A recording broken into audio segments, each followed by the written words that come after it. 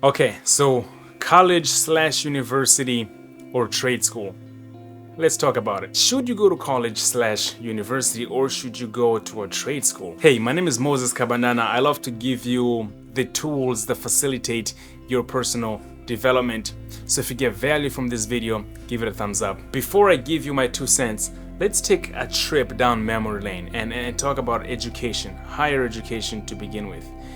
There was a time where to have a secondary or tertiary education was prohibitively expensive. Not only expensive, was just unattainable.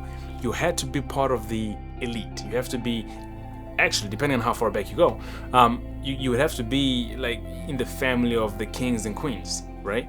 And then at some point, it became accessible to the 1%ers, let's say, the upper echelons of society, those that could really afford a private tutor, someone that could teach their kids. The whole concept of schools and university wasn't really a thing.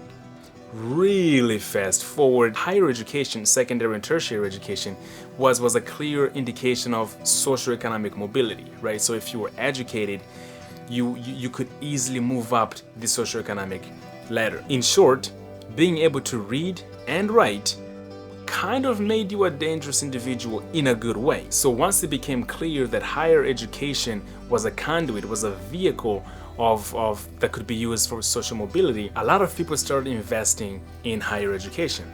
Of course, so much so that federal and state governments started to invest into higher education. And before you knew it, you had a very big middle class in a lot of places. And having a big and healthy middle class is just, at least for the taxes that the government can collect. But it's also beneficial for the average person. Fast forward to today, having that secondary and tertiary education no longer serves as a vehicle to move up the socioeconomic ladder. There are some exceptions, of course, so let's get into what are some domains that still require a college education. Right at the very top, we're gonna have the medical field. You do not want a surgeon that does not have formal education. You do not want a lawyer that does not have a formal education. The other domains are in the STEM fields, so the sciences, the technologies, the maths, those require the formal education, of course. And in turn, those fields do increase the probability that you will move up the socioeconomic ladder.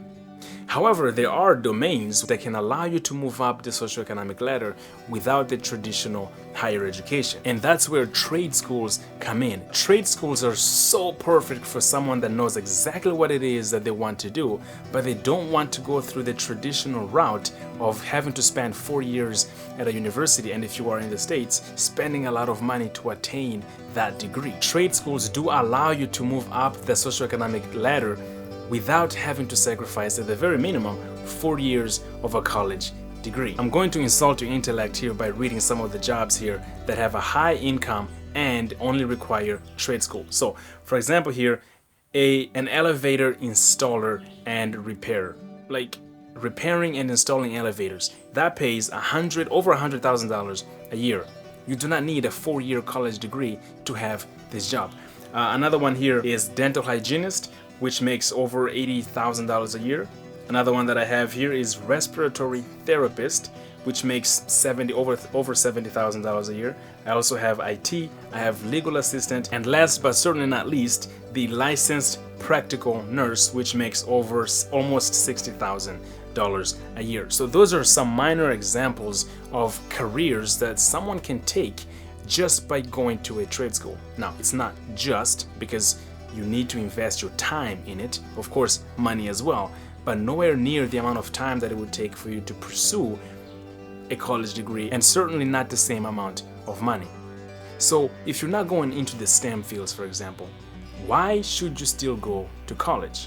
Let me make a case for it. I have 3 reasons why you should still go to university. One is learn how to learn. The second one is to satisfy your intellectual curiosity. And the third one is exposure to difficult ideas. I have those 3 reasons not because you cannot find those outside of the academia, because of course you can, but colleges and universities at their inceptions were literally designed to challenge you to think deeply and think critically, and most importantly, really make you uncomfortable by exposing you to thoughts that are very different from your own. To put an end to my spiel, I'm not saying that colleges and universities are useless. Far from it. Of course, if you're pursuing a career in the STEM fields, you do need higher education. The point that I'm trying to raise here is that colleges and universities are no longer the main meat and potatoes of moving people up the socioeconomic ladder.